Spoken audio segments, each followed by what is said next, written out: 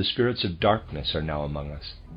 We have to be on guard so that we may realize what is happening when we encounter them and gain a real idea of where they are to be found. The most dangerous thing you can do in the immediate future will be to give yourself up unconsciously to the influences which are definitely present. For it makes no difference to their reality whether they are recognized or unrecognized. It will be the main concern of these spirits of darkness to bring confusion into the rightful elements which are now spreading on earth, and need to spread in such a way that the spirits of light can continue to be active in them.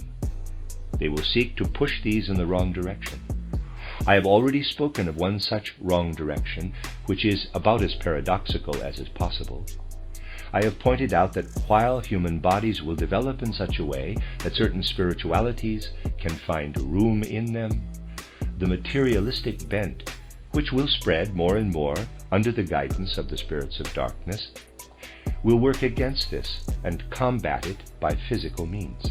I have told you that the spirits of darkness are going to inspire their human hosts, in whom they will be dwelling, to find a vaccine that will drive all inclination toward spirituality out of people's souls when they are still very young. And this will happen in a roundabout way through the living body. Today, bodies are vaccinated against one thing and another. In future, children will be vaccinated with a substance which it will certainly be possible to produce, and this will make them immune so that they do not develop foolish inclinations connected with spiritual life.